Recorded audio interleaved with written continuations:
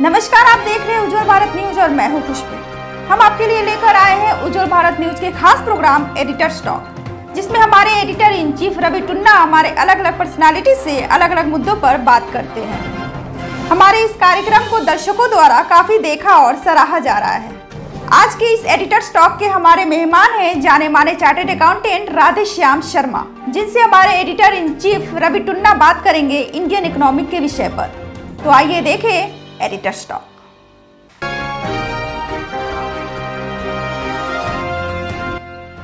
नमस्कार, उज्ज्वल भारत न्यूज़ में आप सभी दर्शकों का स्वागत है।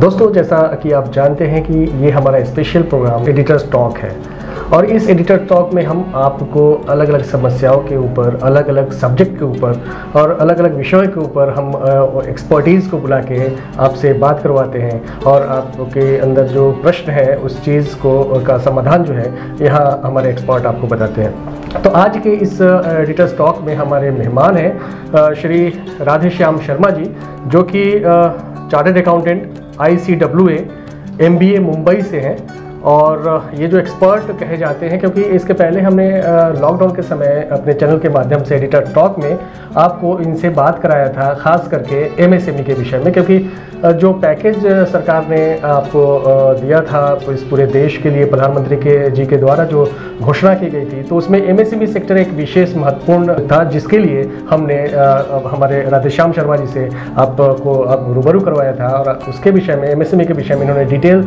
बातें आपको बताई थी कि आप कैसे MSME होल्डर बन सकते हो और उसका फ़ायदा कैसे ले सकते हो। तो अगले चर्चा में हमारे साथ राधेश्याम जी, सबसे पहले हमारे उज्ज्वल भारत न्यूज़ के दर्शकों के तरफ से आपका बहुत बहुत स्वागत है और हम चाहेंगे कि दो शब्द हमारे दर्शकों को आप प्लीज़।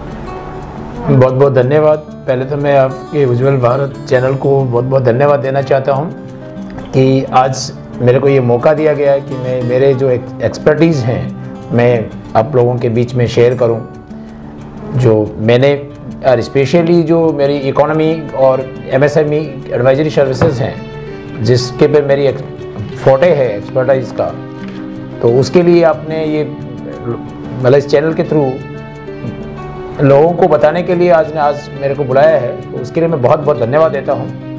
एंड मैं अश्योरेंस करता हूँ पूरी जनता को कि जितने भी जो भी आज हम यहाँ पर डिस्कशंस करेंगे सभी को आज आपको बहुत बहुत फ़ायदा होगा। और मैं ये चाहूँगा कि इस चैनल के थ्रू जितने भी प्रोग्राम्स हैं आप रेगुलर देखें, क्योंकि मैंने ये एक्सपीरियंस किया है। ये चैनल लास्ट 1 ईयर से ये पूरे जितने भी प्रोग्राम्स दिखा रहे हैं वो प्योरली वो प्रोग्राम दिखा रहे हैं जो अपने लिए यूज़फुल है। सो मैं आपको बहुत बहुत धन्यवाद कि आज आपने बुलाया यहाँ पे। एंड मैं चाहूँगा कि पब्लिक भी इस चीज़ को रेगुलर देखती रहे। धन्यवाद सर। थैंक यू सर, आपने हमारे चैनल के विषय में इतनी सारी बातें कही। एक बात और हम बताना चाहेंगे कि राधेश्याम जी पिछले 30 वर्षों से इनका जो वर्क एक्सपीरियंस है इंडियन इकोनॉमी के ऊपर और चार्टर्ड अकाउंटेंट के रूप में 30 सालों से ये इस प्रोफेशन में हैं और लोगों को फ़ायदा पहुंचा रहे हैं।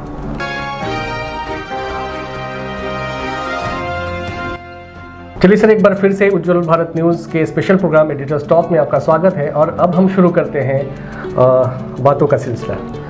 तो आप इंडियन इकोनॉमी पे आपकी पकड़ है और हमारे दर्शक भी सुन चुके हैं आपको। तो आज हम खास करके चर्चा में हैं क्योंकि कोरोना पीरियड 5 से 6 महीना चल रहा है, हर कोई परेशान है, इकोनॉमी कंडीशन देश की है वो सर बताएंगे आपको। तो हमारा सबसे पहला क्वेश्चन सर कि जो इंडियन इकोनॉमी है आज प्रेजेंट टाइम में उसका आकार क्या है, उसका आप कह लें कि इंडियन इकोनॉमी का साइज़ क्या है अभी इंडियन इकोनॉमी, ये मैं चाहूँगा दर्शकों से आप।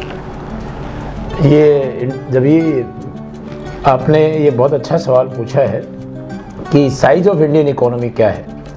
लोगों को अपन $5 trillion economy, first surface economy, हम बातें तो बहुत सुनते हैं, बट उससे पहले अपने को ये ज़रूर जान लेना चाहिए कि अपन एज ए इंडियन कहाँ खड़े हैं। पूरे विश्व की इकोनॉमी की बात करें तो अपन किस लेवल पे खड़े हैं। तो पहले मैं ये बताना चाहूँगा कि साइज ऑफ इकोनॉमी हमारा $2.79 ट्रिलियन है, जो मतलब हमारे प्रधानमंत्री का ये ड्रीम है कि हम उसको $5 ट्रिलियन इकोनॉमी बनाएं, जो मे बी पॉसिबल यदि पूरी जनता इसको साथ देवे। तो it may be possible, is not, ऐसा नहीं है। हालांकि जो ये कोरोना पैंडेमिक आया है उसमें अपने को बहुत दिक्कतें आएंगी उस को अचीव करने के लिए, बिकॉज आज के टाइम में ऐसा है कि अपन अप्रैल टू जून देखें तो हमारा 24% इकोनॉमी डाउन हुआ है। तो वापस इसको अप में लाना और फिर उसको अचीव करना थोड़ा डिफिकल्ट टास्क जरूर होगा, बट ये इम्पॉसिबल नहीं है। यदि पूरी देश की 130 करोड़ पब्लिक यदि इसका साथ देवे तो वी कैन अचीव इट। तो मैं ये कहना चाहूँगा कि अपनी इकोनॉमी है $2.79 ट्रिलियन है एंड हम आज के दिन 5th स्थान पे खड़े हैं विश्व में। बहुत अच्छी बात बताई सर आपने कि हमारा जो इकोनॉमी, इंडियन इकोनॉमी का साइज़ है वो दर्शकों ने जाना। हम अब दूसरा पूछना चाहते हैं आपसे कि ग्रोथ ऑफ इंडियन इकोनॉमी, मतलब जो हमारा ग्रोथ रेशियो है वो क्या है, वो कोविड से पहले और आज कोविड के बाद, अब चल ही रहा है कोविड का, तो इस कंडीशन में हमारा ग्रोथ क्या है वो हमारे दर्शकों को बताइए सर। ये भी बहुत एक अच्छा सवाल है आपका, क्योंकि आज के टाइम पे यदि अपन पहले यदि ये डिसाइड किया कि अपन कहाँ खड़े हैं तो उसके बाद में दूसरा सिचुएशन आता है कि हम कहाँ पहुँच सकते हैं। तो उस जो कहाँ टारगेट लेने के लिए हमारे को सबसे पहले देखना होता है ग्रोथ रेट, कि अपना ग्रोथ रेट क्या है। इंडियन इकोनॉमी अभी तो अपन बहुत ही लोगों को सुन रहे हैं कि इंडियन इकोनॉमी इतनी ख़राब चल रही है, अपनी परिस्थितिज हैं, जॉब लॉस हो रहे हैं, बट मैं ये चीज़ आपको बताना चाहूँगा कि Indian economy even pre Covid also was not doing well. ऐसा नहीं था कि अपन बहुत अच्छे कर रहे थे।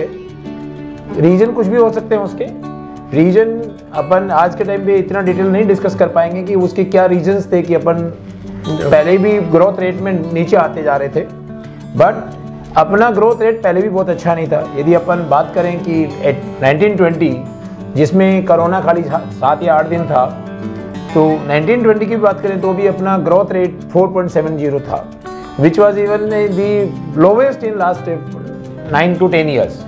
तो वो भी इतना बढ़िया नहीं था। तो ग्रोथ रेट अपना धीरे धीरे गिरता जा रहा है और अभी तो आपने देखा है कि आज के टाइम पे हम जून क्वार्टर में -24% थे और अपन जुलाई अगर सितंबर बात करें तो अगेन अपन 16 से 17% माइनस में चल रहे हैं। तो ये जब तक कोई वैक्सीन्स नहीं आती है, जब तक अपना पूरा काम पटरी पे नहीं आता है, तो अपन we will be a negative growth. तो अपन ने सभी जितने भी एक्सपर्ट्स हैं, इवन गवर्नमेंट है, इवन एक्सपर्ट्स हैं, इवन ADB है, एशियन डेवलपमेंट बैंक है, सभी ने ये एक्सपेक्टेशन रखा है कि 10% to 15% की नेगेटिव ग्रोथ इंडिया की इकोनॉमी की रहेगी। अब यदि अपनी नेगेटिव ग्रोथ है तो यदि अपन जैसे इसकी बात करें कि नेगेटिव ग्रोथ क्या होती है, पब्लिक यदि अपन आते कि लोगों को बहुत अपने इंडिया में पहली तो ये समझना भी मुश्किल है कि इकोनॉमी क्या होती है। दूसरी यदि लोगों को ये होता है कि भाई इंडियन इकोनॉमी की नेगेटिव चल रही है, तो नेगेटिव में इतना अपन टेंशन नहीं लेते हैं इंडियन स्पेशली, बट ये बहुत सीरियसनेस होती है कि यदि अपने आप यदि कोई बिजनेस कर रहे हैं, एग्जाम्पल दूँ, बिजनेस कर रहे हैं और यदि इसमें लॉस होते जा रहा है तो आपका टारगेट तो छोड़ो, जो आपके पास है वो भी खत्म हो जाएगा। तो नेगेटिव ग्रोथ है, तो ये नेगेटिव ग्रोथ कितने दिन रहेगी ये तो असर्टेन करना बहुत डिफिकल्ट है, बट नेगेटिव ग्रोथ है। इसके लिए मैं जनता से ये कहूँगा कि नेगेटिव ग्रोथ को एटलीस्ट ये नेगेटिव ग्रोथ को अपन रोक पाए ये आने वाले 5-6 महीने में, तो भी अपन आगे ग्रोथ करने की स्थिति में आ जाएंगे। तो एज ऑन डेट ऐसा है कि ग्रोथ रेट हमारी नेगेटिव में चल रही है, जो पहले अपन डाउनग्रेड में थे, डाउनग्रेड से अपन अभी नेगेटिव ग्रोथ में आ चुके हैं और नेगेटिव ग्रोथ ये मार्च 21 तक तो पक्का चलेगी। उसके आगे अपन कहाँ पहुँचेंगे दैट टाइम विल से।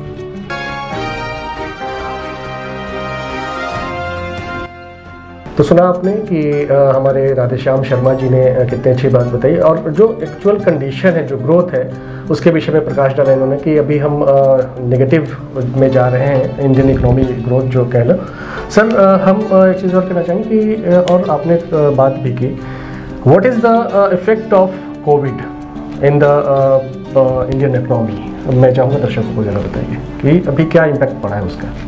ये पॉइंट भी आपका बहुत ही एक असरदार पॉइंट है, जो सारी पूरी पब्लिक से स्पेशली इंटायर 130 करोड़ पॉपुलेशन जो भी हैं, जितने मेंबर्स स्पेशली जो अर्निंग कर रहे हैं, उनको ध्यान देना ही बहुत ज़रूरी है कि एक जो पैंडेमिक आया है उसका अपनी इंडियन इकोनॉमी पे क्या असर हुआ है। अभी ये बताना, ये सबको बोलना बहुत अच्छी है कि पूरे वर्ल्ड में हुआ है, हमारे को भी हुआ है, लेकिन वर्ल्ड में जो हुआ है वो तो ठीक है, मतलब लेकिन मेरे को मेरा घर देखना है सबसे बढ़िया। तो सबसे इम्पोर्टेंट चीज़ है कि मेरे को कोविड-19 का क्या इम्पैक्ट है ये देखना बहुत ज़रूरी है। इसके बाद में अपन करेंगे कि कोविड इम्पैक्ट है तो उसके मतलब क्या उपाय किए जाएंगे वो सेकंड में अपन डिस्कस करेंगे, बट पहले इम्पैक्ट क्या हुआ है। तो ये चीज़ से करने के लिए अपने को ये देखना पड़ेगा कि कोविड क्या है। तो बहुत से अपन ने हर कोरोना वायरस सुना है, कोविड-19 सुना है, नाम अपन हर टाइम पे सुनते हैं।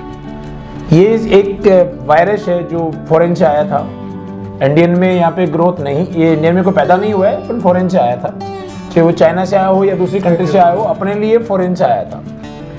तो जो भी फॉरेन से आया था इसका असर क्या है, ये प्रॉब्लम ये है कि ये वायरस एक आदमी से दूसरे आदमी में ट्रांसमिट होता है, उनके जब बात बोलने से है या जो भी उनके जो ड्रॉपलेट जाते हैं तो ड्रॉपलेट से ट्रांसमिट होता है और ये ट्रांसमिट 100% होता है।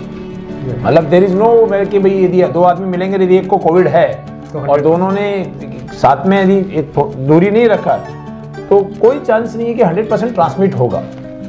तो ये ट्रांसमिट होता है तो दूसरी वैक्सीन है नहीं, इलाज है नहीं, तो अब किसी भी देश के पास में इसको लॉकडाउन के अलावा कोई उपाय नहीं था। अपन ने भी वही चीज़ यूज़ की, जैसे लॉकडाउन होता है अपन घर में बैठते हैं और अर्निंग पर्सन घर में बैठ जाएंगे तो नेचुरली अर्निंग आने वाली नहीं है।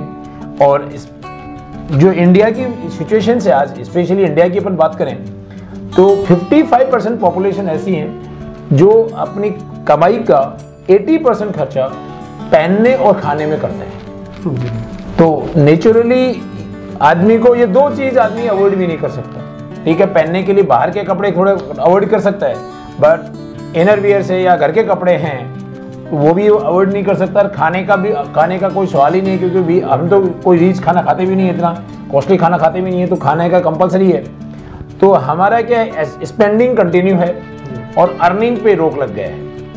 तो ये मेजर इफेक्ट ये कोरोना वायरस का इसके कारण हुआ है और यही कारण है कि हमारी डिमांड रिड्यूस हो गई है। और जब इनकम नहीं होती है तो आदमी को मतलब दूसरी चीज़ों पे खर्चे पे पॉकेट यदि कम होगी तो खर्चों पे बैन लगाना कंपलसरी होता ही होता है। तो हर आदमी ने अपने एक्सपेंसेस को कट किया है एंड एक्सपेंसेस को कट करने के कारण अपनी जो साइकिल है, मतलब डिमांड कम होती है तो इंडस्ट्री ग्रोथ कम होती है, इंडस्ट्री ग्रोथ कम होती है तो एवरीथिंग इज साइकिल है। तो इसके साइकिल के कारण हमारा ये जो इम्पैक्ट हुआ है इंडियन इकोनॉमी पे, ये मेजर इम्पैक्ट इसके कारण हुआ है। अब इम्पैक्ट का इसके लिए अपन एक और आगे बढ़ जाऊंगा कि ये सिचुएशन पे अपन क्या कर सकते हैं। जो चीज़ें अपने हाथ में नहीं है we can't do it, but आज जो मतलब यदि उसका अपन घर बैठे भी कोई उपाय कर सकते हैं तो वो करने चाहिए। तो इसका पहला था कि वर्क फ्रॉम होम, जो आदमी वर्क फ्रॉम होम कर सकते हैं, स्पेशली वर्कर को छोड़ के जो कर भी रहे हैं, तो वर्क फ्रॉम होम अपन ने चालू किया। दूसरा चीज़ है कि हम यदि दूरी बना करके डिस्टेंस रख करके अपनी वर्क फोर्स चालू कर सकें, जो अपन ने चालू किया ही है, तो इसके कारण ये अपन करते जा रहे हैं, इसी का यही है। और जब तक अपन को पूरी वैक्सीन नहीं आती है या डर है, दूसरा है कि अपन इस कोविड को आसान ना समझे, हल्के में ना लेवें, लेकिन इससे फियर भी ना करें, काम अपना करते रहें। तो वर्क जब तक अपन कल्चर में नहीं आएंगे तब तक ये इम्पैक्ट होता ही रहेगा। इसका कोविड का इम्पैक्ट सबने देख लिया है कि सबसे बड़ा इफेक्ट हुआ है लोगों के हेल्थ पे। इसमें ब्लेसिंग एंड डिसगाइज हुआ है, दोनों चीज़ हैं कि 80% आदमी को हेल्थ अच्छा भी हो गया है। घर में रहना है, इवन खाने का अपन ने जो बाहर के खाने बंद कर दिए हैं, इवन जो अपन खा पी रहे हैं वो भी इम्यून सिस्टम को इंक्रीज करने की खाना पीने की चीज़ें खा रहे हैं। तो नेचुरली 80% अपन अपना हेल्थ पे पॉजिटिव इम्पैक्ट हुआ है, बट वेल्थ पे नेगेटिव हुआ है। और ये फैक्ट है कि वेल्थ के बिना हेल्थ अपन मेंटेन कर नहीं सकते। अपन इम्यून सिस्टम को बढ़ाने के लिए अपन यदि पौष्टिक चीज़ लाएंगे, कहाँ से लाएंगे? तो पैसा चाहिए, तो पैसा जरूरी है। तो इम्पैक्ट है ये दोनों साइड में, हेल्थ और वेल्थ को दोनों को नेगेटिव ही करेगा और किया भी है।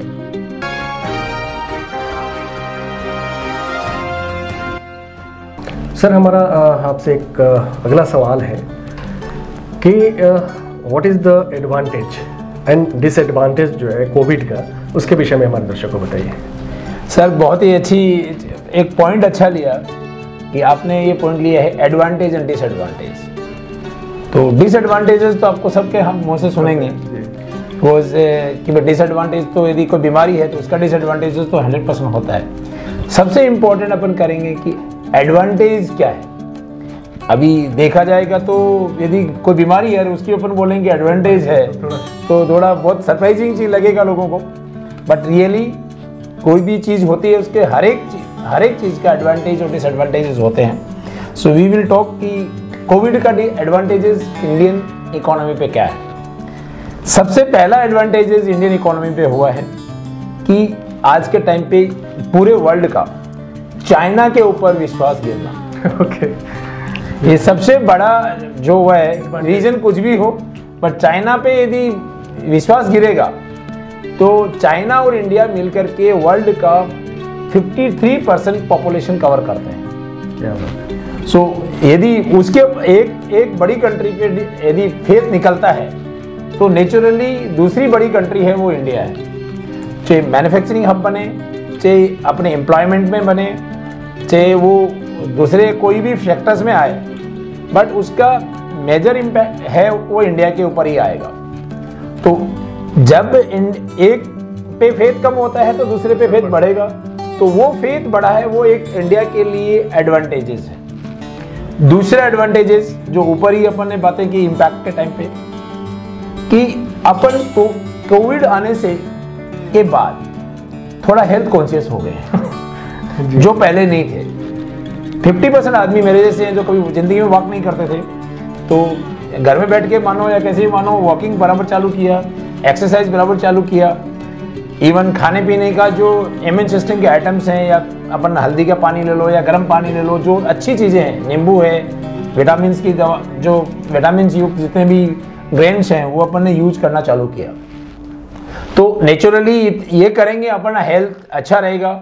हेल्थ अच्छा रहता है तो घर में बीमारी नहीं आती है, घर में बीमारी नहीं आती है तो जो अपने हेल्थ के ऊपर जो अननेसेसरी एक्सपेंसेस होते थे वो कम होंगे और अपना काम करने की कैपेसिटी इंक्रीज होगी। सर एक चीज़ और देखा गया है कि लोग जो है एडवांटेज की बात, बहुत अच्छी बात आप कर रहे हैं, तो इसमें आयुर्वेद पे लोगों का विश्वास बढ़ा है, चाहे गिलोय है चाहे जो कुछ भी, तो ये भी एक क्योंकि ये भी मैं बात करूंगा कि ये जैसे आपने बताया, बहुत अच्छी बात बताई कि आयुर्वेद पे विश्वास बढ़ा है। ये भी सेम ऐसा है कि जैसे मतलब चाइना पे विश्वास गिरा, वैसे ही जैसे ये पैंडेमिक आया तो हम इंडियन आदमी हैं, रीच नहीं है कि जैसे ही अपन ने देखा है कि अपन 80% पॉपुलेशन वो है कि जो अपना ये मान लो कि जितना कमाती है उतना खाती है और नो सेविंग अकाउंट टाइम पे है।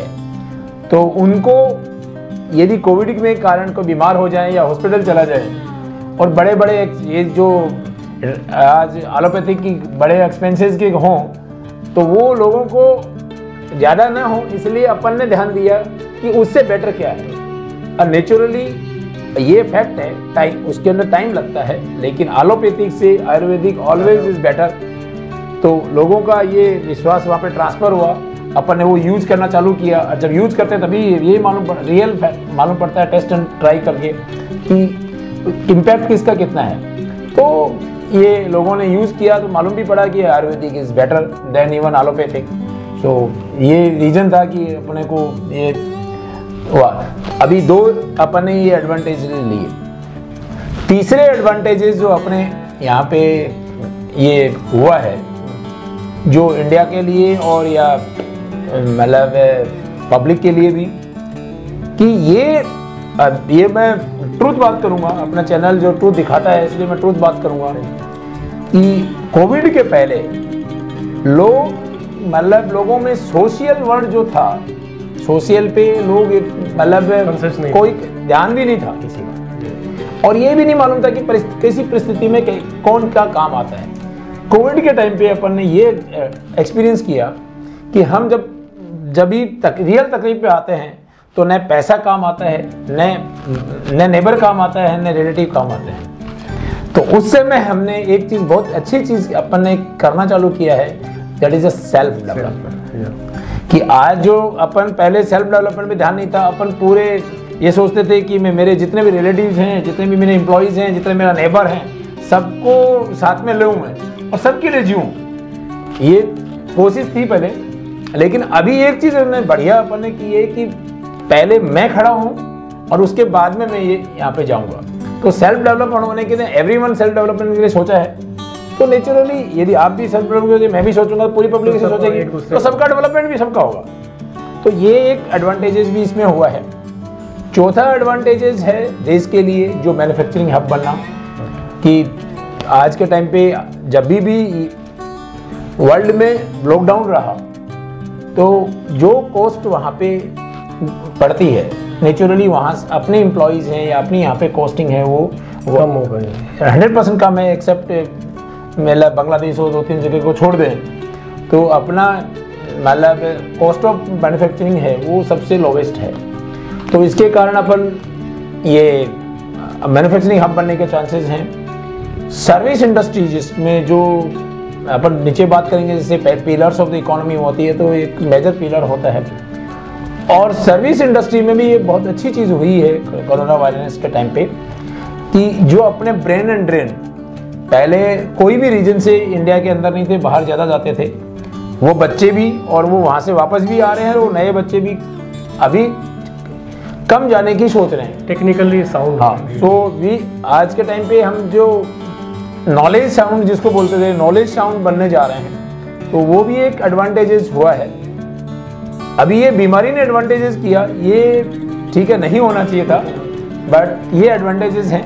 और डिसएडवांटेजेस तो आई थिंक सबको मालूम है कि हम बीमार होते हैं, इकोनॉमी अपनी कमाई घटती है और तकलीफ पाते हैं। अपने यदि माँ बाप बीमार हो जाते हैं तो हमारे को बोझ बनने लग जाते हैं। तो सब नेगेटिव तो बहुत हैं, तो उसकी डिस्कस करने की जरूरत नहीं है। लेकिन एडवांटेजेस ये बहुत डिस्कस करना, ये आपका बहुत अच्छा सोच है कि एटलीस्ट ये भी पब्लिक को बताया जाए इसका पॉजिटिव पॉइंट क्या है, तो वो पॉजिटिव पॉइंट को पकड़ के अपन रियल में ग्रोथ कर सकते हैं। क्या बात है शर्मा जी, कितनी अच्छी बात कही, क्योंकि हर चीज़ में नेगेटिव पॉजिटिव दोनों होते हैं। शर्मा जी ने पॉजिटिव चीज़ें इतनी अच्छी बताई, क्योंकि लोग अभी परेशान हैं, सब कुछ है, हम डाउन जा रहे हैं, इंडियन इकोनॉमी नीचे जा रहा है। बट इसमें भी अगर पॉजिटिव सोचे तो जो शर्मा जी ने हमारे आपको बताया, तो ये भी एक पॉजिटिव सोच है। और हमारे प्रधानमंत्री जी के द्वारा भी बोला गया है कि इस चीज़ को, इस पेंडेमिक को अवसर में बदलो, और मेड इन इंडिया के ऊपर भी उन्होंने विशेष ध्यान दिया।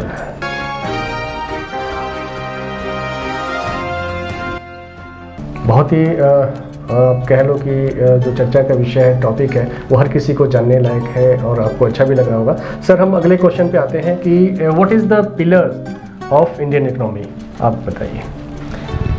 सर, जैसे ये अपने को ये बात जानना जरूरी है कि पिलर्स ऑफ इंडियन इकोनॉमी क्या है, या कोई भी इकोनॉमी के लिए पिलर्स क्या होते हैं। अपन कोई भी स्ट्रक्चर खड़ा करते हैं, इवन बिल्डिंग भी खड़ा करते हैं, तो बिना पिलर्स बिल्डिंग खड़ी नहीं होती है।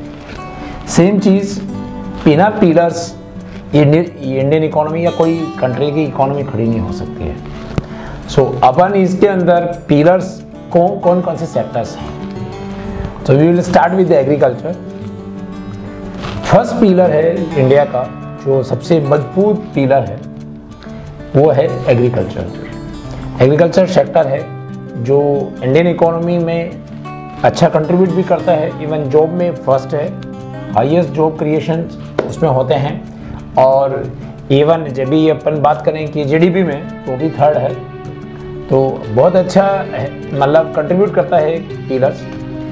और ये यदि आप नट सेल में देखें तो ये ऐसा है, पिलर है जो अपन बोल सकते हैं कि इकोनॉमी का हार्ट होता है।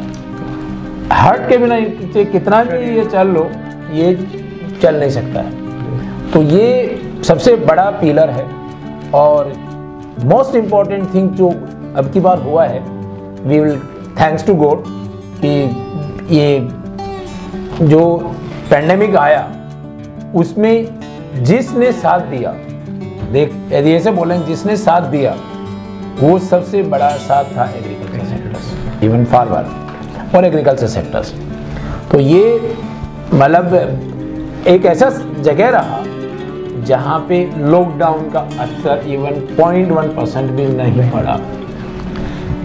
तो लॉकडाउन का असर नहीं पड़ा, और जैसे मैंने बताया कि अपन 80% इंडियन पॉपुलेशन हैं जो डिपेंड करते हैं अपने खाने पीने के लिए। तो उस समय मतलब इस सेक्टर ने अपने को सप्लाई दिया पूरा टाइम टू टाइम, और जिसके कारण अपन आज बातें करने के लिए खड़े हैं।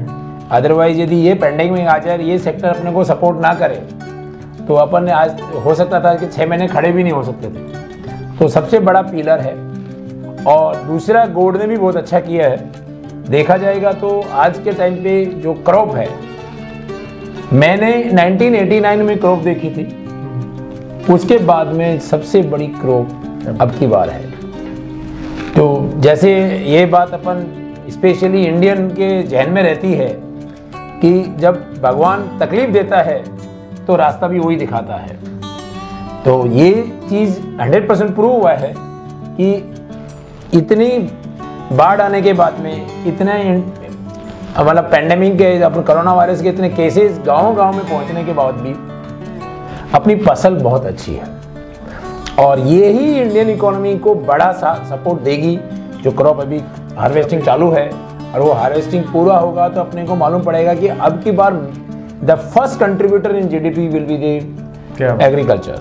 सो ये एक सबसे बड़ा पिलर है। दूसरा पिलर जो इंडियन इकोनॉमी का होता है वो होता है इंडस्ट्रीज। जैसे पहला बेस्ट ये है, दूसरा इंडस्ट्रीज होता है। इंडस्ट्री के अंदर अलग अलग सेक्टर्स हो सकते हैं, टेक्सटाइल हो, चाहे वो सीमेंट हो, चाहे इंफ्रास्ट्रक्चर हो, बट ओवरऑल जो पिलर होता है वो मेन पिलर यही रहता है जो इंडस्ट्री बोलते हैं। इंडस्ट्री के अंदर जो यदि पहला जॉब क्रिएशन है तो एग्रीकल्चर है, सेकंड है तो वो इंडस्ट्री है। दोनों एक दूसरे से जुड़े हुए हैं। यदि आज अपने को गेहूं मिलेगा तो आटा इंडस्ट्री बनाएगी, क्योंकि गेहूं तो अपन खा नहीं सकते हैं, तो आटा इंडस्ट्री बनाएगी। तो ये जैसे इसका मेरी एडवाइजरी सर्विसेज में बोलता हूँ कि जैसे एग्रीकल्चर हार्ट होता है तो इंडस्ट्री ब्रेन होता है। कि हार्ट भी चालू है लेकिन ब्रेन डेड हो जाएगा तो उसके सारे के सारे पुर्जे लोग बांट देंगे उसको। ये हकीकत है कि किसी के भी घर में कोई आदमी बीमार हो गया और उसका दिमाग, जिसको ब्रेन हेमरेज बोलते हैं, वो हो गया, तो बोलेंगे इसके पूरे जितने भी ऑर्गन है दान कर दो, तो उसमें हार्ट भी दान हो जाएगा ये। तो ये इंडस्ट्री एक वो चीज़ है। तो इंडस्ट्री ब्रेन है, उसको बहुत हमेशा ध्यान रखना चाहिए कि इंडस्ट्री के बिना ये पूरी इकोनॉमी चल नहीं पाएगी। तीसरा जो मोस्ट इम्पोर्टेंट सेक्टर्स होता है, जो होता है जिसको अपन सर्विस सेक्टर बोलते हैं। सर्विस सेक्टर ये है कि तीसरा, इवन जॉब क्रिएशन में जीडीपी के अंदर तो सेकंड है, फर्स्ट इंडस्ट्री है, सेकंड ये है जीडीपी कंट्रीब्यूशन में। जबकि अब की बार जरूर इंडस्ट्री पीछे रह जाएगी, एग्रीकल्चर आगे आएगा, बट इन नॉर्मल सिचुएशंस में इंडस्ट्री फर्स्ट रहती है, सेकंड सर्विस सेक्टर रहता है। तो सर्विस सेक्टर जो है वो भी एक बड़ा पिलर होता है इकोनॉमी का। जितने भी अपन, आप एविएशन इंडस्ट्री ले लो, वहाँ पे सर्विस सेक्टर है, आप ट्रांसपोर्टेशन ले लो, वो सर्विस सेक्टर्स है। तो इवन आपके प्रोफेशनल्स हैं, जैसे आर्किटेक्ट हों, चार्टर्ड अकाउंटेंट, इंजीनियर्स हों, चाहे वो IIT से बनो, चाहे डॉक्टर्स हों, सारी सर्विस सेक्टर्स में आते हैं। तो ये जो सर्विस सेक्टर है ये भी बड़ा पिलर है। और सर्विस सेक्टर को मैं ध्यान में देता हूँ कि अपने हैंड एंड लेग। यदि अपन शरीर के अंदर हाथ काम नहीं करते हैं, पैर काम नहीं करते हैं, तो ब्रेन और ये दोनों काम भी करेंगे तो उसके पास को चल के नहीं आएगा। तो यदि उसके पास में, इंडस्ट्री के पास में किसी को बुलाना है तो पहले सर्विस सेक्टर जरूरी है, तो ही इंडस्ट्री और एग्रीकल्चर के पास आदमी पहुंचेंगे। क्योंकि अपना हैंड काम नहीं करता है या लेग दोनों काम करना बंद कर दिया, अब कहीं पहुंचेंगे ही नहीं। तो अब घर में तो आके अपने कोई पूछने वाला नहीं है कि कितना भी अच्छा चीज़ हो। तो नेचुरली ये मतलब एक तीसरा सेक्टर्स होता है जो होता है सर्विस सेक्टर्स। चौथा सेक्टर्स जो होता है, जो लोगों ने देखा है या नहीं है लोग है, वो होता है अपनी गवर्नमेंट, जिसको अपन PSUs बोलते हैं, पब्लिक सेक्टर्स। मैं ये लास्ट 5 years में unfortunately PSUs are not doing well. अभी उसकी रीजंस तो मतलब करते रहने के लिए बहुत टाइम लग जाएगा अपने डिस्कशंस में, बट तब PSUs are not doing well. लेकिन PSU पे ध्यान गवर्नमेंट को भी देना चाहिए, पब्लिक को भी देना चाहिए, चाहे वो इंडियन रेलवे हो, चाहे वो इंडियन बैंक हो, चाहे वो मतलब आपकी पेट्रोकेमिकल्स की हो, चाहे वो माइंस की हो, जितनी भी पब्लिक सेक्टर्स यूनिट्स हैं उस पर स्पेशली ध्यान देना चाहिए, क्योंकि ये एक नेट सेल बोला गया है कि गवर्नमेंट को जितना डेफिसिट होता है उतना ही अमाउंट पब्लिक सेक्टर से डिविडेंड मिलता था। ये अभी नहीं मिल पा रहा है, वो थोड़ा हो सकता है कि उस कहीं न कहीं अपनी वीकनेस रही हो पब्लिक सेक्टर के चलाने वालों की, बट आज के यदि 8-7 साल पहले से अपन देखें तो अपने को जितना अपना डेफिसिट है, अपना डेफिसिट बजट होता है 3 to 4% ऑफ GDP मैक्सिमम, और डिविडेंड उससे ज़्यादा हमेशा होता था। तो डिविडेंड देता है PSU पब्लिक सेक्टर्स, और दूसरा हर साल अपन जैसे एक पेड़ होता है पब्लिक, इसको मैं एक इकोनॉमी के बोलते हैं, तो अपने घर में पेड़ होता है, पेड़ फ्रूट तो देता ही है, पर फ्रूट के साथ में उसके डालियों से भी अपन काट के लकड़ी बनाते हैं, जानवरों को भी वहाँ से खिलाते हैं, तो वो बहुत सी चीज़ें अपने को साथ में देता है। आज अपना खेत है, खेत में इतने पेड़ मिलेंगे आपको, लेकिन अपन वो पेड़ को फ्रूट से ही नहीं देखेंगे, उसमें बहुत सी चीज़ें वो बेचारा देता है। सेम चीज़ अपनी जो पब्लिक सेक्टर यूनिट्स होती हैं या पब्लिक सेक्टर होता है इंटायर पूरा, वो हमें सब बहुत सी चीज़ें गवर्नमेंट को देता है जो अपने इनडायरेक्टली अपने पास आती हैं, जो चाहे अपन ने के इंसेंटिव मान लो या पैकेज मान लो या स्कूल मान लो, कॉलेज मान लो, रोड मान लो, वो वापस होकर के अपने लोगों के पास ही आते हैं। तो ये 4 मेजर पिलर्स होते हैं, और चारों पिलर को मैं पब्लिक को हमेशा रिक्वेस्ट करूँगा कि ये चारों को हमेशा बनाए रखें।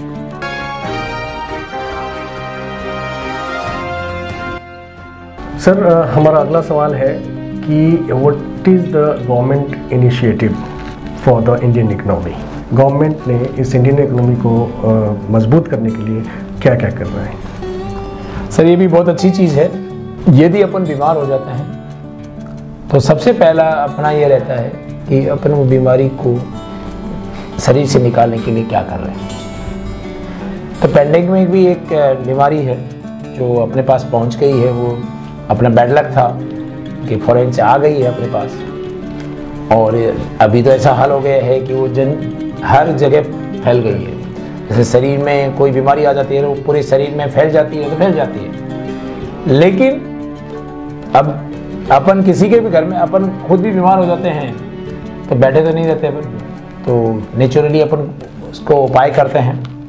और ऐसी सिचुएशन में पेंडेमिक में जो इनिशिएटिव होता है वो सबसे बड़ा इनिशिएटिव खाली गवर्नमेंट ही ले पाती है, अपन तो ऐसा हो जाते हैं। तो जो मेन चलाने वाले देश चलाने वाली गवर्नमेंट है तो वो ही है जो इनिशिएटिव लेती है सिचुएशंस में।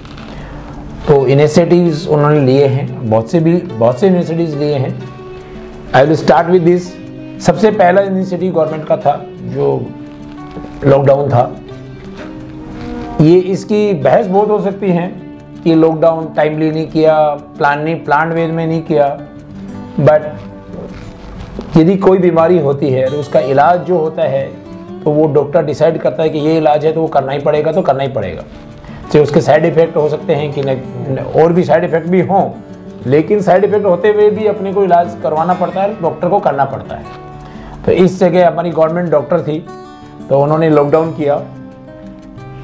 इम्पैक्ट उनका लोग आज इम्पैक्ट करके एनालिसिस कुछ भी कर दो, but that was the first good step taken by the government. Lockdown किया। जैसे ही लॉकडाउन हुआ, दूसरा इनिशिएटिव जो गवर्नमेंट ने लिया वो ये था कि लोगों को एटलीस्ट खाना और जहाँ पे वो रह रहे हैं वहाँ रहना बखूबी से निभाया, गवर्नमेंट ने निभाया। एंड मैं इंडिया की पूरी पब्लिक को थैंक्स देता हूँ, स्पेशली जो NGOs हैं या जो भी जितने भी हैं। मैंने खुद में मतलब सोशियो इकोनॉमी में विश्वास रखता हूँ और मैं ये लास्ट 3 महीने, स्पेशली पहले 3 महीने बहुत घुमा हूँ। मैंने इंडियन में ये चीज़ अच्छी देखी कि यदि 5,000 रुपये महीने का भी कोई आदमी कमा रहा है, वो भी ये सोच रहा था कि मैं एटलीस्ट एक आदमी की ज़िंदगी बचा दूँ या एक आदमी को तो खाना दे दो, तो वो भी खाना बांट रहा था। कोई अपने खुद से पैसा नहीं बांट रहा था, एटलीस्ट इस सिचुएशन में पहुंचा रहा था। मतलब वो भी एक बहुत बड़ी चीज़ होती है कि ये उसको कोविड हो जाए उसका क्या बचेगा, लेकिन फिर भी वो खाना दे के आ रहा था। तो हर आदमी ने, इवन NGOs ने, पब्लिक ने बहुत ये किया, सपोर्ट किया गवर्नमेंट को। तो गवर्नमेंट ने दूसरा इनिशिएटिव लिया कि किसी को भूखा नहीं रहने दिया। तो ये सबसे बड़ा इनिशिएटिव था। तीसरा जो इनिशिएटिव जो गवर्नमेंट ने लिया वो ये था कि इकोनॉमी को रिवाइवल कैसे लाए। आज अपन बहुत से ये लोग इसको नेगेटिव में कितना भी बोल दें, लेकिन जब इकोनॉमी में सबसे बेस होता है, अभी मैं आगे आऊँगा कि उसका लिंक क्यों नहीं है, बट मेजर जो बेस होता है जिसको अपन नॉर्मली बोलते हैं कि अपना फेस है, अपन एकदम क्लीन रखने की कोशिश करते हैं। तो इसका जो मेजर फेस होता है इकोनॉमी का वो होता है शेयर मार्केट। आपने इतना आज भी नेगेटिव देखते जा रहे हो, लेकिन गवर्नमेंट ने और इवन इंडस्ट्रीज ने अपना फेस को खराब होने नहीं दिया। शेयर मार्केट को आज भी अट्रैक्टिव रखा है कि लोग इन्वेस्ट करेंगे, यहाँ पे हैं, ये अट्रैक्टिव रखा है। तो ये अपना फेस को अच्छा बना के रखा। तो ये भी एक बड़ा इनिशिएटिव गवर्नमेंट के थ्रू था कि हर टाइम पे एक्शंस लिए गए, FDI के लिए गए, FDI में इंक्रीज किया, बहुत से जो लॉज थे उसको लिबरल किया, जिससे लोग अट्रैक्टिव हुए इन्वेस्टमेंट इन इंडिया। तो वो भी एक बड़ा उनका इनिशिएटिव था। उसके बाद चौथा इनिशिएटिव बहुत बड़ा इनिशिएटिव था, जिसके नीचे भी अपन डिस्कस करेंगे कि उसमें आज के दिन क्या पोजीशंस हैं। बट जब उनको ये लगा कि जो छोटे सेक्टर्स हैं, MSME सेक्टर्स हैं या जो जनरल पब्लिक है, वो अपने आप में खड़ी नहीं हो पाएगी। तो एक देश के जो GDP का 10% ऑफ GDP, जैसे अपन आज देंगे तो अपनी GDP 200 लाख करोड़ की GDP है, उसका 10% मतलब 20 लाख करोड़ का एक स्पेशल पैकेज लेके आए पब्लिक के लिए। उसमें चाहे मॉनेटरी पॉलिसीज़ हों, चाहे मतलब गरीबों के लिए खाना हो, चाहे वो मतलब काम हो लोगों को मनरेगा में, बट अलग अलग सेक्शन में करके उन्होंने 20 लाख करोड़ का पैकेज लेके आए। तो वो भी एक बड़ा इनिशिएटिव गवर्नमेंट का था। पांचवा जो स्टेप जो गवर्नमेंट ने लिया, वो जो ये गवर्नमेंट के पास में जब फंडिंग नहीं होता है, जब क्योंकि आज के टाइम पे आप देख रहे हो बिजनेस नहीं है, GST घटा, इनकम नहीं है, इनकम टैक्स घटा, प्रॉपर्टी नहीं सेल हुई तो स्टैम्प ड्यूटी घटा, तो गवर्नमेंट रेवेन्यू इतना कम हुआ है। आज मतलब अपन एक भी आदमी पूछने नहीं जा रहे हैं गवर्नमेंट को कि आप घर कहाँ से चला रहे हो, कैसे मैनेज कर रहे हो। देखे जाएगा तो गवर्नमेंट ने आज अपनी GDP का 3 से 4% एडिशनल लोन लिया है अपने सर पे अपने को बचाने के लिए। तो इससे मतलब that is also one of the good initiatives कि आज आप ये अपन यहाँ बैठे हैं, अपने लिए कोई दूसरा आदमी लोन ले रहा है और अपने को स्टेबल कर रहा है। तो एक बहुत अच्छा स्टेप जो गवर्नमेंट ने लिया है और जिसके इनिशिएटिव जो इंडियन इकोनॉमी को बढ़ाने के लिए किया है। पांचवा स्टेप अगेन वो ले रहे हैं जो अब बहुत थोड़े दिनों में आपको मालूम पड़ेगा। सेकेंड स्टिमुलस पैकेज आ रहा है अपने लिए, 20 लाख के अलावा आ रहा है। वो किस रूप में आएगा वो तो मेरे पास नहीं होगा, बट आएगा जरूर, ये क्लियर है, गवर्नमेंट ने बोल दिया है। So they are coming with us. तो ये 5 इनिशिएटिव्स गवर्नमेंट ने इंडियन इकोनॉमी को बूस्ट करने के लिए और देश को खड़ा रखने के लिए लिया है।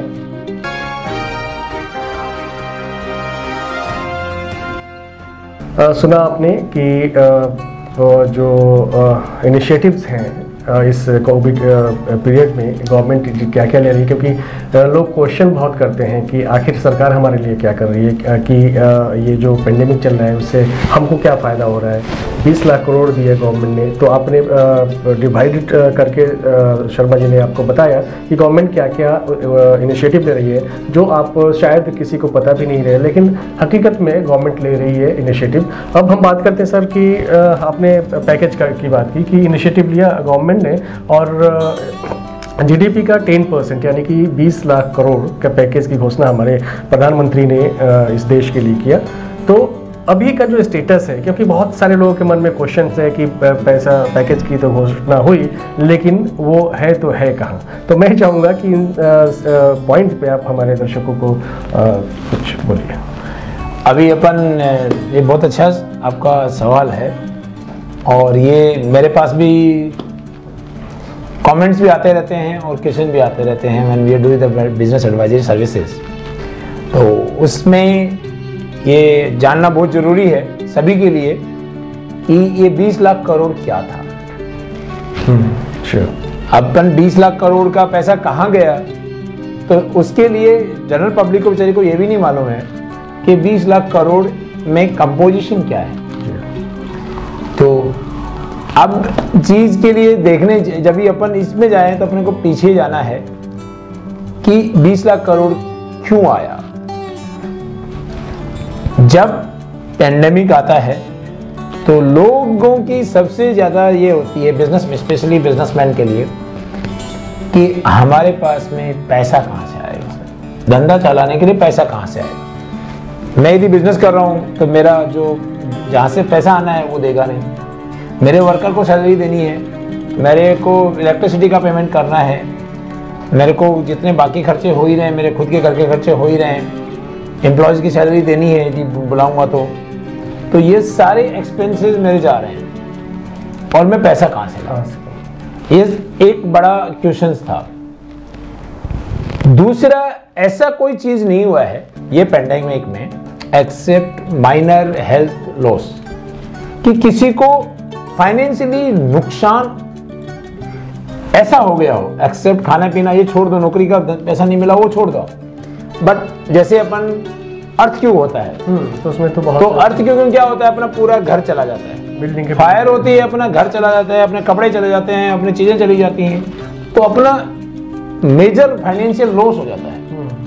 तो वहां अपने को फाइनेंशियली जो फिजिकल बेनिफिट होता है वो देने की जरूरत होती है, बट ऐसा इसमें नहीं हुआ है। ये जनता मतलब जो भी कमेंट करते हैं कि ये गवर्नमेंट ने दिया क्या है, वो गया कहाँ, और ये तो खाली जुमला है, ये तो खाली बातें हैं, तो ऐसे चीज़ नहीं है। उसके पीछे हमेशा मेरा यही सजेशन रहेगा सबको कि जो चीज़ पे अपन नेगेटिव भी सोचें कोई दिक्कत नहीं है, सोचना जरूरी है। आज विपक्ष हो या दूसरे हो, आदमी को एक सिक्के के दूसरे साइड देखना अच्छी चीज़ है, बुरी नहीं है, लेकिन सिक्के की दूसरी साइड देखने के पहले अपन उसकी चीज़ के बारे में जरूर जान लें कि ये चीज़ क्या है। तो जैसे पैकेज के बारे में बताएंगे तो ये पूरा मॉनेटरी पैकेज था, ये फिजिकल पैकेज नहीं था। मतलब ये ऐसा नहीं है कि किसी को पैसा दे दिया तो रख करिए छोड़ो, एक्सेप्ट जो एकदम जनरल क्लास है जिसको खाने के लिए नहीं है तो उनको भी खाने के लिए दिया गया है, वो खाने और सर्वाइवल के लिए पैसा दिया गया है, ना कि कैश, बाकी कोई कैश दिया नहीं है। तो वो क्यों नहीं दिया है, बिकॉज उनको मालूम है, उनको आज यदि मेरे नौकरी चली गई है तो मेरे को आज के दिन नीड क्या है, खाना, और क्या नीड है, खाना और नॉर्मल कपड़े तो आदमी के पास रहते हैं। तो मेरे ये पेंडेमिक को चलाने के लिए जरूरत क्या है, बिकॉज इंडियन इकोनॉमी है, वो इंडियन इकोनॉमी हमेशा डेफिसिट बजट रहती है, तो गवर्नमेंट के पास में हमेशा डेफिसिट रहता है। तो गवर्नमेंट के पास भी कोई बहुत ज़्यादा नहीं है कि वो जब अमेरिका की तरह बांट देवे, ऐसा है नहीं। तो जब भी वो किस चीज़ को देना चाहिए तो उन्होंने ये मॉनेटरी पैकेज लेके आया। मॉनेटरी पैकेज होता क्या है, लिक्विडिटी इन्फ्यूज करना, कि आपको पैसे का लिक्विडिटी इन्फ्यूज कर देने का। तो लिक्विडिटी उन्होंने सफिशिएंट इन्फ्यूज कर दी। यदि जहाँ बैंकों में CRR था एक CRR जो बैंक का रहता है कि भाई मिनिमम इतना अमाउंट डिपॉजिट का उनको RBI के पास रहना पड़ता है, उसमें उन्होंने रिलैक्सेशन दिया। जितनी NBFCs हैं तो उनको इंटरेस्ट नहीं आ रहा है, EMI नहीं आ रहा है, तो उसके लिए दिया। 6 महीने का EMI का बैंकों को बोला गया कि भाई 6 महीने तक EMI मत लो, तो जिनकी जो फिक्स EMI का बर्डन था वो कम किया। और वो भी सपोर्ट RBI ने सारी NBFC को, सारी बैंक को RBI ने LTRO के बेनिफिट में दिया, जो 20 लाख करोड़ के अंदर ही है। MSME के लिए एक चीज लेके आया कि MSME और जो नॉर्मल छोटे छोटे बिजनेसमैन होते हैं, जो रेडी वाले होते हैं या बाजी वाले होते हैं, जिनको आज तक किसी ने सोचा नहीं था कि कभी लोन भी मिल सकता है, या वो लोन लेते थे तो जो साहूकार से 1%, 2%, 3% में लेते थे, उनको 7% इंटरेस्ट पे लोन 10,000 रुपये तक का बिना सिक्योरिटी करवाया। सर, इसमें एक प्रश्न मैं करना चाहूँगा कि वही कन्फ्यूजन तो है कि जो ये जो ठेले वाले की बात कर रहे हैं, हाँ। तो 10,000 तक वो अगर लोन लेना चाहता है तो उसके लिए MSME की ज़रूरत है? नहीं, उनके लिए MSME रजिस्ट्रेशन करना कंपलसरी नहीं है, लेकिन ये आज के दिन सरकार की चीज़ क्या, मैं सजेस्ट ये करूँगी कि MSME में रजिस्ट्रेशन उनको करवा लेना चाहिए, क्योंकि आज ये है कि वो पैसा गवर्नमेंट को देना है किसी को, तो गवर्नमेंट के पास में रिकॉर्ड उन्हीं का ही है। मैं किसको दे रहा हूँ कि जिन्होंने रजिस्ट्रेशन करवाया वही उन्हीं का रिकॉर्ड है उनके पास, तो वो लोग अप्रोच कर सकते हैं उनको। अदरवाइज यदि ये जो भी आदमी रजिस्टर्ड नहीं भी है, वो भी यदि बैंक में जाएगा तो उसको 10,000 रुपये तक का लोन मिल सकता है, यदि वो रियल में बिजनेस करना चाहता है, रेडी में हो या छोटा ठेला लगाना हो या बाजी लगाना हो या जो भी करना हो, तो उनको मिलता है। बट मेरा ये कंपलसरी नहीं है रजिस्ट्रेशन होना, एडवाइजेबल है। एडवाइजेबल इसलिए है कि रजिस्ट्रेशन यदि करते हैं तो गवर्नमेंट के पास पूरा डाटा पहुंच जाएंगे आपके पास, तो गवर्नमेंट एक रिकॉर्ड दे देती है कि तो आपको देने में आसान करती है बैंक। अदरवाइज बैंक के पास में आपका एड्रेस क्या है, आप क्या बिजनेस करते हो, वो एक चीज नहीं है, इसलिए बैंक डरती है देने में कि आप कौन है, रियल में आप काम करोगे कि नहीं करोगे। कल पैसा लेके आप मतलब वापस अभी अब यहाँ पे यदि आप रेडी लगा रहे हो, अब बैंक तो ढूंढने नहीं आ सकती आप ये रेडी कहाँ हो, तो आप वो MSME रजिस्ट्रेशन में क्या होता है कि आपके परमानेंट एड्रेस हैं, आपके आधार हैं, उससे सारा लिंक हो जाता है, जो उसके कारण वो एडवाइजेबल है।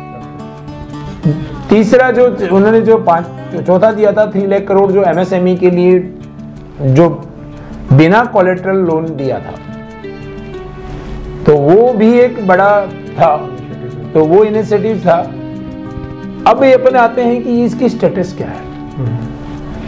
स्टेटस में ऐसा है कि अपने को जो इंडियन जो सोच है अपनी, स्पेशली से कोई भी हो, जब अपने को लोन मिलता है तो अपना संस्कार ऐसा है कि अपन लोन लेना चाहते नहीं, बर्डन दीजिए मेरे को ऐसे दे दो देना, मैं वापस चुकाने के लिए तो मैं क्यों लूं। तो 3 लाख करोड़ का जो लिक्विडिटी इन्फ्यूज किया था उसका अभी तक 60% भी यूज नहीं हुआ है। जो रेडी वालों के लिए उन्होंने 20,000 करोड़ रुपए बोले थे, आज उसमें से 3,000 करोड़ रुपए भी डिस्बर्स नहीं हुआ। तो क्योंकि अपनी इंडियन की सोच है, उस सोच को तो गवर्नमेंट कुछ नहीं कर पाएगी, बट ये सोच है कि अपन लोन लेते वक्त अपन थोड़ा रिलेक्टेंट हो जाता है कि अपना कर्जा नहीं चाहिए, कर्जे से दूर रहो, ये तो वापस चुकाना है, क्योंकि अपनी नीयत इंडियन की साफ रहती है। और जब चुकाना है वापस तो थोड़ा उसको लगता है कि यार नहीं, अभी तो लेना नहीं है, क्योंकि ऐसे मिले तो ठीक है। तो इसके लिए वो मतलब 3 लाख करोड़ का यूज नहीं हुआ है। जो उसमें से 1.5 लाख करोड़ था जो लोगों का खाने का और मनरेगा के था, वो मेजरली लोगों ने यूज किया है और यूज हो भी गया है। तो ये 20 लाख करोड़ का में से आज के दिन 40% भी यूज नहीं हुआ है, अभी स्टेटस की बात करें तो, लेकिन 40% यूज नहीं हुआ है। इसकी गलती गवर्नमेंट को नहीं बोल सकते अपन यूज नहीं करेंगे तो गवर्नमेंट कुछ नहीं कर सकती। तीसरी चीज, अपन लिक्विडिटी की बात करें। बिजनेस में लोगों को, जैसे मैं बिजनेस एडवाइजरी में भी बोलता हूँ, बिजनेस में लोगों को जब भी तकलीफ होती है तो वो एक ही चीज बोलते हैं, यार पैसा नहीं है, वरना तो हम बहुत कुछ कर सकते थे। आज के टाइम पे ऐसा है, आरबीआई के पास रिवर्स रिपो रेट में बैंकों के 10 लाख करोड़ रुपए पड़े, जहां पे उनको वो 3% दे रही है। अच्छा, वो बिजनेस के लिए? नहीं, बिजनेस के लिए नहीं है, गवर्नमेंट, बैंकों के पास पैसा एक्स्ट्रा है। तो बैंक क्या करती है, पैसा एक्स्ट्रा पड़ा रहता है तो वो आरबीआई को दे देती है, तो आरबीआई उस पर 3% दे रही है। तो यदि सही बिजनेसमैन है तो बैंक अपन जाएंगे लोन लेने के लिए, तो आपने को 8% में क्यों नहीं देगी? सही। तो पैसा, ऐसा लिक्विडिटी का कोई इश्यू नहीं है, सरप्लस लिक्विडिटी है। तो इसके कारण मतलब ये, बट अपन यूज नहीं कर रहे हैं, अब यूज है इसलिए अपना 40% ही यूज हुआ है, बाकी का 60% अभी भी येट टू बी यूज है और टाइमिंग 1 महीना है। तो आपको पता चल गया कि अभी जो पैकेज है उसका स्टेटस क्या है। पैसे तो हैं लेकिन लोग जो है वो लेना नहीं चाह रहे हैं, यूज़ नहीं करना चाह रहे हैं। जो लगभग 40% अभी यूज़ हो चुका है और 60% अभी तक बाकी है। ये है अभी फ़िलहाल स्टेटस।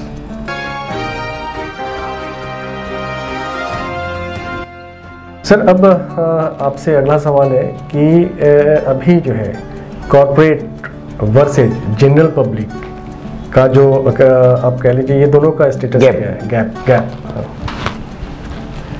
अपन ये बात भी आपका मतलब बहुत अच्छा क्वेश्चंस है और अपने को डिस्कशंस करना चाहिए when we are talking about the economy. अभी इकोनॉमी में 2 चीज़ ये होते हैं, एक होता है कंज्यूमर और एक होता है प्रोड्यूसर।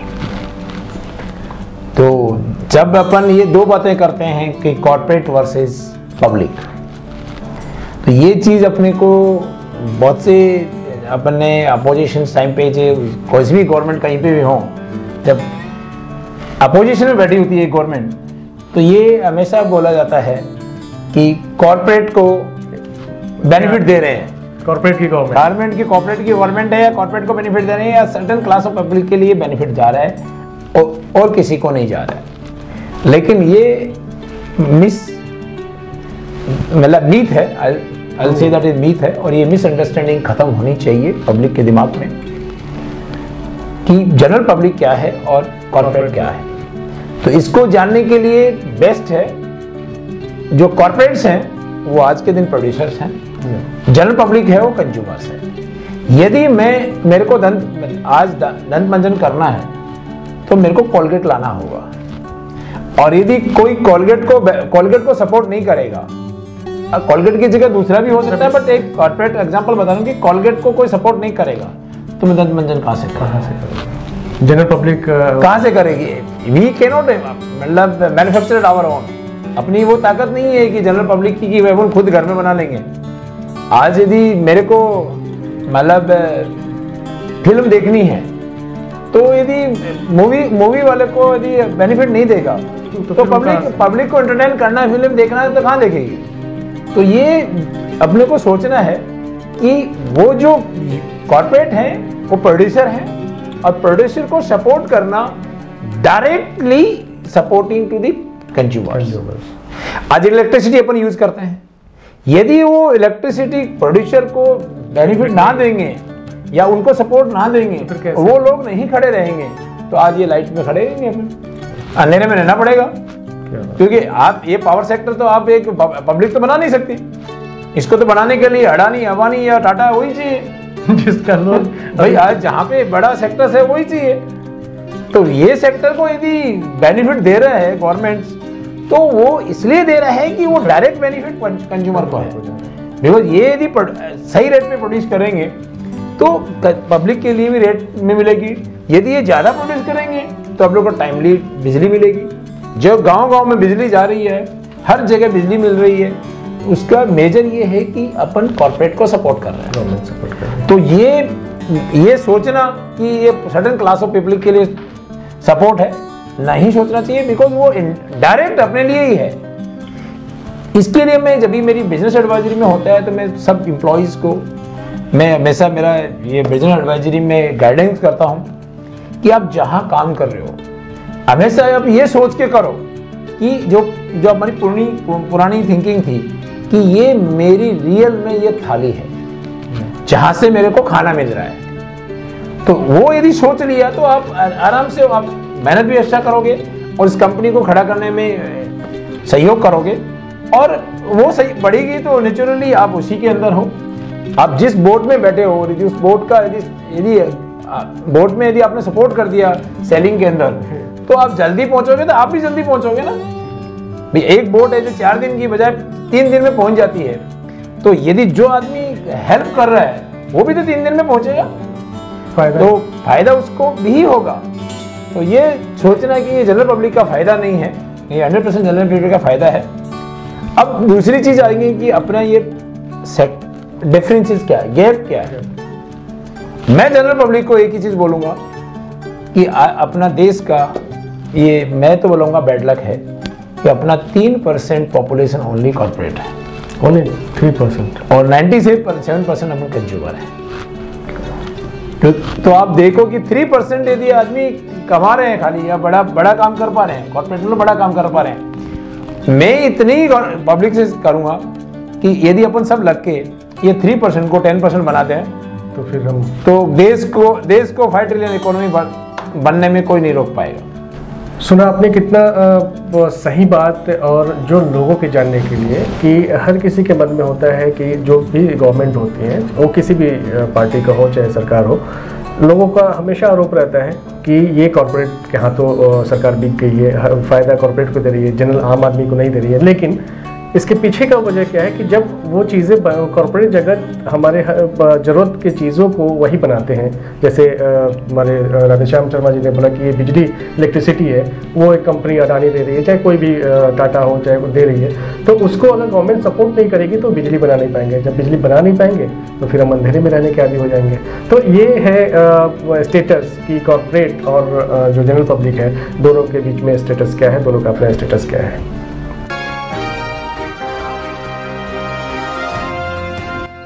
दोस्तों, आप लोग सुन रहे हैं हमारे मेहमान चार्टर्ड अकाउंटेंट राधेश्याम शर्मा जी को। अलग अलग ऐसे पॉइंट्स को इन्होंने टच किया और क्वेश्चन का जवाब दिया, जो कि हर किसी के अंदर कहीं ना कहीं कन्फ्यूज़न रहता है कि गवर्नमेंट जो है वो कॉर्पोरेट जगत के हाथों बिक चुकी है और वो सिर्फ और सिर्फ फ़ायदा करा रही है कॉर्पोरेट सेक्टर को, और आम आदमी को इससे कोई फ़ायदा नहीं। लेकिन राधेश्याम शर्मा जी ने उस मिथ्य को आपके सामने जो पर्दा लगे हुए थे उसको हटाया है कि अगर आपको हम कंज्यूमर हैं और कॉर्पोरेट सेक्टर जो है वो प्रोड्यूसर है, तब अगर प्रोड्यूसर अपनी चीज़ों को प्रोडक्ट को बनाएगी नहीं तो आप तक पहुंचेगा नहीं। वो चाहे बिजली हो, चाहे कोलगेट टूथपेस्ट हो, चाहे कि कोई भी चीज़ जो है वो अगर बनेगा नहीं तो हम उसको यूज़ नहीं करेंगे। कलम अगर कोई कंपनी बनाएगी नहीं तो हम लिखेंगे कैसे। तो गवर्नमेंट क्या करती है कि वो कॉर्पोरेट सेक्टर को मदद करती है, और मदद करना भी चाहिए, क्योंकि जब वो प्रोडक्ट बनाएगी तब हमारे पास आएंगे और हम उसका बेनिफिट कर रहे हैं। तो गवर्नमेंट कहीं ना कहीं बेनिफिट जो है वाया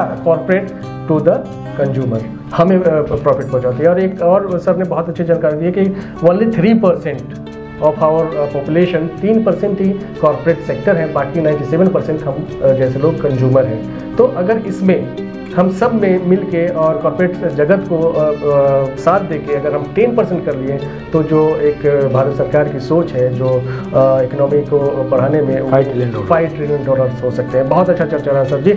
और अब हम एक अंतिम क्वेश्चन करना चाहेंगे। बहुत सारा जवाब आपने दिया हमारे दर्शकों को कि अब जो है, अब के बाद रोड अहेड, अब आगे का क्या जो है वो हमारी जो दिशा है वो कैसी रहेगी।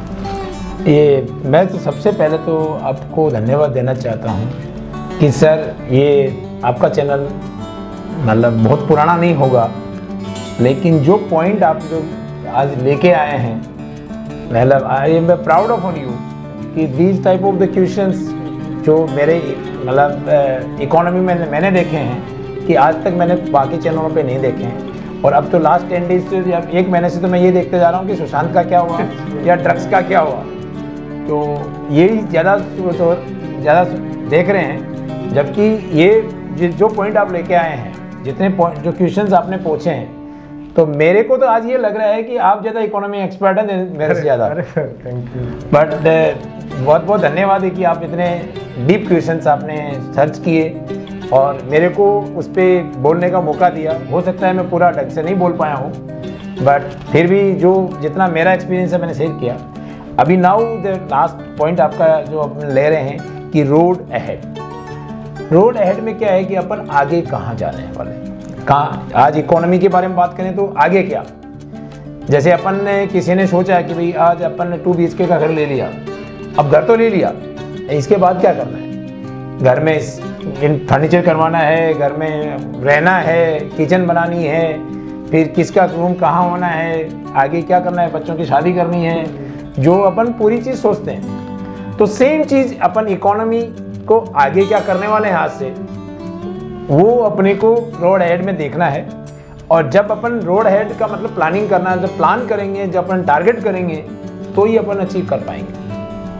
तो ये रोड अहेड में गवर्नमेंट का जो स्पेशली था कि $5 ट्रिलियन इकोनॉमी बनाना है, तो गवर्नमेंट और जो कॉर्पोरेट्स हैं वो कोशिश कर रही थी, लेकिन एक राक्षस नया घुस गया, एक कोरोना नाम का एक राक्षस घुस गया। तो जैसे वो मतलब कोई चीज़ अपन बनाते हैं और बीच में राक्षस आ जाता है, तोड़ देता है, या जैसे अपन फार्मिंग की बात करें तो खेतों में करते हैं ना, टीडी आ जाती है, तो जो टीडी आने के बाद में जो बचता है तभी अपन सोच सकते हैं कि बचे हुआ क्या करना है। तो ये अपन तो बहुत अच्छे करने की कोशिश कर रहे थे, लेकिन बीच में ये राक्षस आ गया। बट राक्षस से भी अपन डरने वाले नहीं हैं और अपन आगे इससे आगे बढ़ेंगे। तो जब भी रोड अहेड है तो सबसे पहला हमारा टारगेट है गवर्नमेंट के साथ मिलके कि इकोनॉमी को $5 ट्रिलियन बनाया जाए। एंड वो टारगेट गवर्नमेंट ने 2022 लिया है। 2022 में नहीं होगा, आज के टाइम पे नहीं हो पाएगा, ये क्लियर है। बट 2025 तक जो मेरा जो कैलकुलेशंस हैं, यदि मेरी जितना एक्सपीरियंस है लास्ट 30-35 ईयर्स, कि यदि अपन सही रास्ते पे आगे चलें, ऐसा राक्षस को दूसरा ना आए, और ऐसा हमेशा नहीं आता है, वंस इन अ लाइफ आता है, ऐसा बड़ा राक्षस कोई नहीं आएगा, तो अपने 2025 तक अपन कर पाएंगे। तो पहला हमारा रोड अहेड है 2025 तक का $5 ट्रिलियन इकोनॉमी बनाने के लिए। अब वो बनाने के लिए जरूरत क्या है, उसकी मतलब बैकबोन क्या है, मतलब बनाना है। जैसे अपन ने एक बिल्डिंग बनाने की सोच लिया, लेकिन बिल्डिंग बनाएगा कौन, तो वो उसके लिए अपने को सबसे इंपॉर्टेंट है डिजिटाइजेशन। तो आज देख रहे हो जब भी अपन वर्क फ्रॉम होम कर रहे हैं, कोरोना वायरस के टाइम पे सबसे ज़्यादा डेवलपमेंट अपन ने किया है तो वो किया है डिजिटाइजेशन। तो अपन रियल में डिजिटाइजेशन में चल रहे हैं, मेरे को डाउट नहीं है, और आगे बढ़ भी रहे हैं। तो वो अपना कोशिश आगे का रोड अहेड है, वही है कि अपन डिजिटाइजेशन को जितना ज़्यादा महत्व दे सकें। आज अपन कैश को जितना कम करते जा रहे हैं, डिजिटाइजेशन में ध्यान देते जा रहे हैं। इवन हर घर पे बैठ के भी अपन ये चाहते हैं कि सामान भी घर बैठ के कैसे ऑनलाइन मंगाया जाए, तो डिजिटाइजेशन को अपन सपोर्ट कर रहे हैं, जो मेजर बैकबोन होगा। दूसरा बैकबोन होता है इसमें ग्लोबलाइजेशन। जब बातें होती हैं कि मतलब इंपोर्ट पे बैन लगा दिया, एक्सपोर्ट पे ये कर दिया, अपन आत्मनिर्भर भारत की बातें तो कर लेंगे, लेकिन आपने जब भी देखा होगा गवर्नमेंट का भी, और पीयूष गोयल सर का जब भी लास्ट स्पीच देखा होगा, या कोई भी गवर्नमेंट हो, आज के टाइम पे बिना ग्लोबलाइजेशन अपन आगे नहीं बढ़ सकते। क्योंकि यदि अब मैं यदि प्रोड्यूस करूंगा और मैं ही कंज्यूम करूंगा, तो एक पॉकेट से दूसरी पॉकेट में चला जाएगा और उससे आपको रियल बेनिफिट नहीं होगा। तो आपको एक्सपोर्ट बढ़ाने के लिए ग्लोबलाइजेशन बहुत ज़रूरी है। तो एक्सपोर्ट और इंपोर्ट दोनों बढ़ेंगे, उसमें विल ट्राई कि अपना ही ट्राई रहना चाहिए कि अपना एक्सपोर्ट ज़्यादा हो, इंपोर्ट कम हो। तो लेकिन ग्लोबलाइजेशन इज द सेकेंड, ये है अपना रोड अहेड है। इंडिया के साथ में तीसरी चीज़ बहुत इम्पोर्टेंट है कि जो इंडिया के लिए है भी और इंडिया का रोड अहेड में काम आने वाला बैकबोन है, वो है इंडिया की जो यंग पॉपुलेशन। आज 18 से 45 साल की उम्र के लिए हम 46% आदमी हैं। तो वो इंडिया के लिए बहुत बड़ी आगे का रोड अहेड में काम आने वाली है, बैकबोन है, और उसमें रिफॉर्म हो भी रहे हैं। और आज के टाइम पे मतलब पहले भी अपन ने बात की और अभी बच्चे सोच भी रहे हैं कि ब्रेन एंड ड्रेन को अपन इंडिया के अंदर रखने की कोशिश करें। अपने एजुकेशन रिफॉर्म भी हुआ है, देखा होगा न्यू पॉलिसीज एजुकेशन का आया है, उसमें भी वो चीज़ ध्यान रखी गई है। तो जो जितना ब्रेन एंड ड्रेन को इंडिया के अंदर कितना रख सकें कि ब्रेन ड्रेन ना होए, उसको कितना रोक सकें, जितने जो रियली टैलेंटेड जो न्यू जनरेशन है वो इंडिया के, यदि इंडिया के अंदर ही रहें तो उसमें जो पहले की सोच थी कि भाई यहाँ पे अच्छी एजुकेशन नहीं है, उसको ध्यान दिया गया है। और ये थी कि भाई बच्चे को यहाँ के अच्छा इन्वायरमेंट नहीं मिलता है, उसका भी धीरे धीरे ध्यान दिया गया है। तो वो ब्रेन ड्रेन को रोक रहे हैं, तो वो भी एक बड़ा रिफॉर्म्स है। तीसरी चीज़ जो मतलब अपने लिए रोड ऐड करने के लिए बेटर क्या मेजर हो सकता है, आज आप लाइट देख रहे हैं, अपन ये लाइट पहले हाइड्रो और कोल के अलावा सोचा भी नहीं था। अपन ज़्यादा यही सोचते या तो पानी से बनती है या कोयले से बनती है। तीसरा पावर का सोर्सेज अपन ने सोचा भी नहीं था। बट जब भी लास्ट 20-25 ईयर से अपन जो देख रहे हैं कि रिन्यूएबल एनर्जी को अपन ज़्यादा महत्व देते जा रहे हैं, तो रिन्यूएबल एनर्जी के अंदर जो ध्यान दे रहा है वो इंडिया का बहुत बड़ा कंट्रीब्यूट हो रहा है। तो रोड हेड में इंडियन का आज के टाइम पे जो गवर्नमेंट ने प्लान बनाया है और कॉर्पोरेट जगत ने भी सपोर्ट कर रहे हैं, उसमें 175 गीगावाट का 2022 तक के मतलब रिन्यूएबल एनर्जी में जो सोलार के अंदर करने की प्लानिंग की है, जो आज से 3 टाइम है। अच्छा, अभी जो कंज्यूम है चाहे प्रोडक्शन आज के दिन जितनी पेट्रोल प्रोडक्शन हो रहा है उसका 3 टाइम्स है। क्या बात। तो यदि वो हो जाएगा तो आज जो समस्या है एरिगेशन की, आज जो समस्या है किसान के पास में कि उनके पास में पानी नहीं है, उसके पास में बिजली नहीं है, तो उसके कारण वो एरिगेशन प्रॉपरली नहीं कर पाता, उसके लिए तीनों फसल नहीं कर पाता है, वो कर पाएगा। जो इंडस्ट्रीज़ हैं, जो इंडस्ट्रीज़ पावर के कारण जो 7 घंटे 8 घंटे चलती हैं वो 24 घंटे चल सकती हैं। तो ये कंजम्पशन के लिए जो मेजर जो पावर सेक्टर्स होगा, स्पेशली रिन्यूएबल एनर्जी, जहाँ पे पॉल्यूशन को भी फ़ायदा होता है, बिकॉज कोल और हाइड्रो में पॉल्यूशन बहुत ज़्यादा होता है, तो इसके अंदर पॉल्यूशन कंट्रोल होता है। तो ये चीज़ की गई है। तो ये रोड हेड में बाकी पॉइंट बहुत हैं, बट ये आगे का अपना बेसिक प्लानिंग है कि आगे कैसे कैसे बढ़ना है। और इसके लिए सबसे इम्पोर्टेंट है जो मैं सबको मेरे हर एक मतलब जो अपॉर्चुनिटीज मेरे जैसे आप जैसे देते हैं उनमें आती है, मैं हर एक जगह बोलता हूँ, अपन गवर्नमेंट से एक्सपेक्टेशन करते हैं कि गवर्नमेंट हमारे को क्या दे रही है, या अपन दूसरों से एक्सपेक्टेशन करते हैं कि ये आदमी मेरे को क्या दे रहा है। सबसे पहले अपने को ये चीज़ सोचनी चाहिए, मैं उनको क्या दे रहा हूँ। जिस दिन अपन ये सोच लेंगे कि मैं क्या कंट्रीब्यूट कर रहा हूँ कंट्री में, मैं देश में पैदा हुआ हूँ कि मेरे को देश में कंट्रीब्यूट करना है। यदि मैं खुद कंट्रीब्यूट करने लग जाऊंगा, सरकार क्या है, अपना जो टोटल है वो सरकार है, वो गवर्नेंस कर रही है, अपने लिए गवर्नेंस कर रही है, अपने रिप्रेजेंटेटिव वहाँ जाते हैं। कल हो सकता है कि यहाँ से ही बैठा हुआ कोई MLA MP बन सकता है। तो सरकार कोई नई चीज़ नहीं है, अपना ही एक ग्रुप है जो सरकार है, उसी का रिप्रेजेंटेशन, अपने को ही रिप्रेजेंटेशन करने वाला आदमी है। तो उनसे एक्सपेक्टेशन करने की बजाय कंट्रीब्यूट करना चाहिए। So let us contribute it, and contribute करेंगे तो जितना अपन ने रोड हेड देखा है जो $5 ट्रिलियन का हो, या अपन ने जो नेगेटिव ग्रोथ आ गया है उसको पॉजिटिव करने के लिए जो लास्ट अपन ने 13% GDP था, उसमें पहुंचने में टाइम नहीं लगेगा। तो that is the our road head है। सवालों के सिलसिले में एक बहुत ही अहम सवाल है, और हम चाहेंगे क्योंकि ये जो सवाल है, क्वेश्चन है, वो लोग जानना चाहेंगे कि शेयर मार्केट और इकोनॉमी का जो कॉम्बिनेशन है वो क्या है। क्योंकि जनरली देखा जा रहा है कि शेयर मार्केट अभी बहुत अच्छे पोजीशन पे चल रहा है, बट इकोनॉमी में हम पीछे हैं। तो एक्चुअली इसका राज क्या है ये चीज़ें, वो मैं चाहूँगा दर्शकों को बताइए। बहुत ही अच्छा क्वेश्चन है, और ये आपका नहीं, ये मेरे हिसाब से मतलब एक्सपर्ट से एक्सपर्ट भी सोच रहे होंगे कि ये क्या हो रहा है। क्योंकि नॉर्मली देखा जाए तो शेयर मार्केट एक मिरर है इकोनॉमी का, और होना भी चाहिए। अब मिरर में यदि मेरी फोटो इधर अलग दिखती है और उधर एकदम डिफरेंट दिखती है, तो सोचने लायक बात है।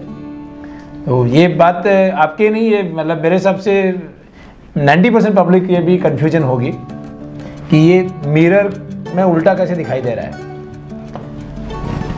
ये नॉर्मली होना नहीं चाहिए। ये मतलब इकोनॉमी बढ़ती है, शेयर मार्केट बढ़ना चाहिए, इकोनॉमी घटती है, शेयर मार्केट घटना ही चाहिए।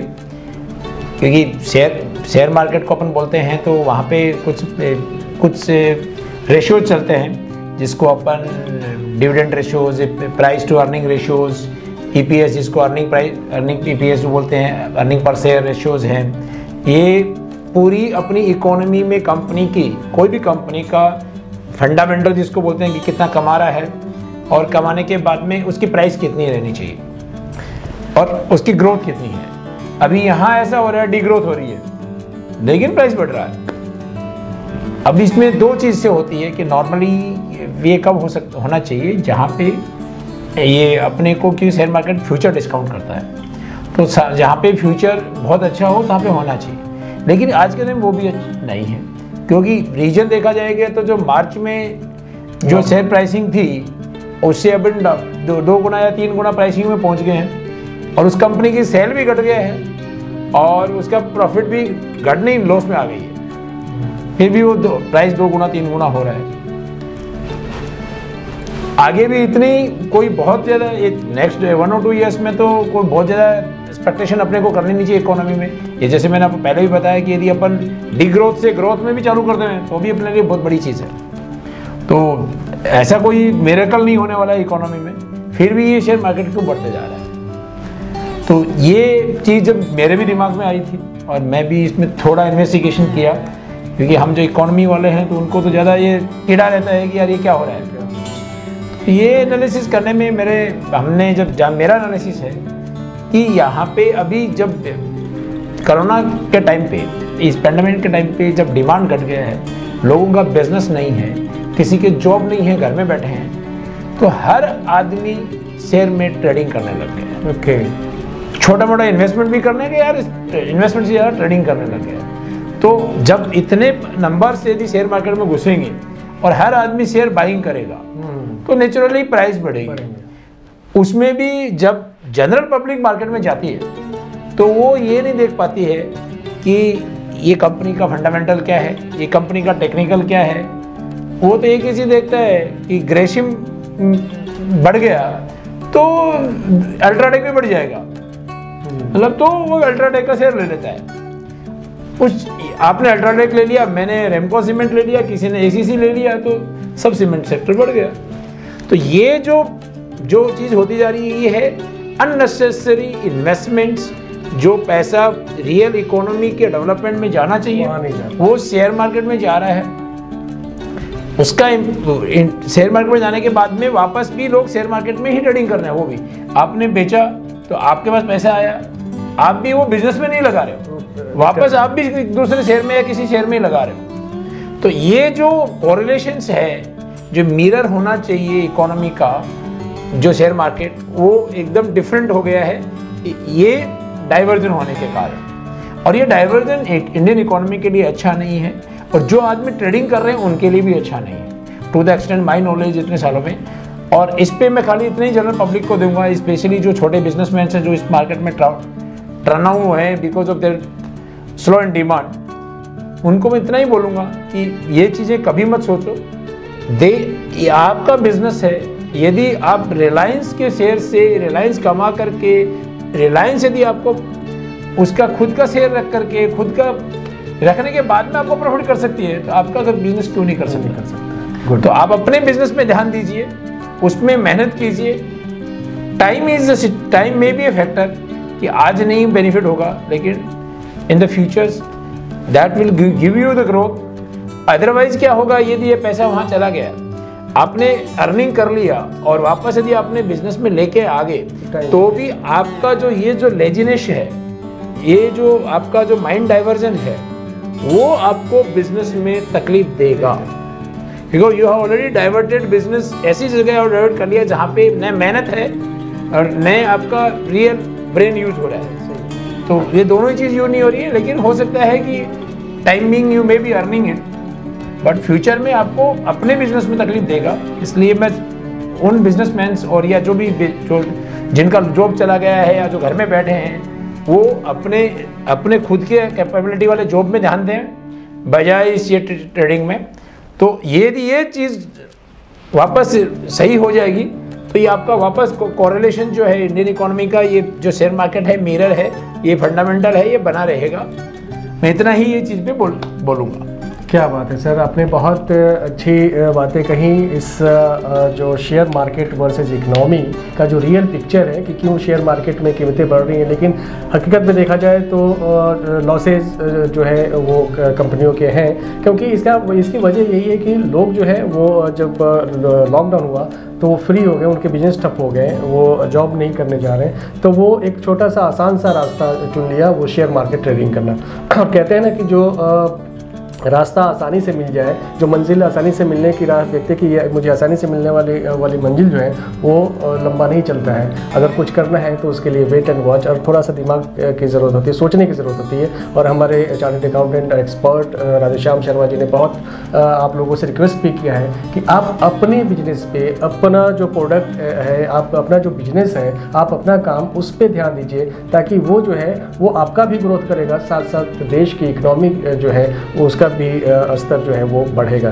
तो ये बहुत अच्छा डिस्कशन, हेल्दी डिस्कशन रहा सर हमारे उज्ज्वल भारत न्यूज़ स्टूडियो में आप आए ये और हमारे दर्शकों को इतनी अच्छी जानकारियाँ दी, इसके लिए हम आपका सर बहुत बहुत धन्यवाद आपको भी कि आपने ये अपॉर्चुनिटी दिया मेरा व्यू पॉइंट को शेयर करने के लिए। एंड मैं ये चाहूँगा कि आप आगे भी मेरे को इस तरीके से अपॉर्चुनिटी देते रहें और लोगों तक ये बात पहुँचे और लोगों को बेनिफिट होगा, तो मेरा जो सपना है वो भी पूरा हो जाएगा, कोई दिक्कत नहीं। बहुत अच्छी बात। और मैं कहना चाहूँगा, ये मैं बोलने वाला था लेकिन सर ने बोला कि ये जो डिस्कशन है वो सिर्फ आज नहीं, इसके पहले भी हमने शर्मा जी का एक डिस्कशन एडिटर्स टॉक में दिखाया था एमएसएमई सेक्टर के विषय में, और बहुत बारीकियों पे इन्होंने ध्यान देके आप लोगों को बताया था। तो ये सिलसिला शुरू है और ये लगातार चलता रहेगा। इंडियन इकोनॉमी के ऊपर जितने भी पहलू हैं उन पे हम बारी बारी से शर्मा जी का ध्यान आकर्षित करते रहेंगे और इनसे उस पर जो भी कन्फ्यूजन्स, चाहे जो क्या करना चाहिए और कैसे इंडियन इकोनॉमी ग्रोथ करेगा और लोगों की भागीदारी उसमें कितनी होनी चाहिए, किस तरीके से होनी चाहिए, इस पे बताएंगे। आज तक के लिए इतना ही। हम अगले एपिसोड में फिर हम मिलेंगे अगले एक्सपर्टीज के साथ। नमस्कार।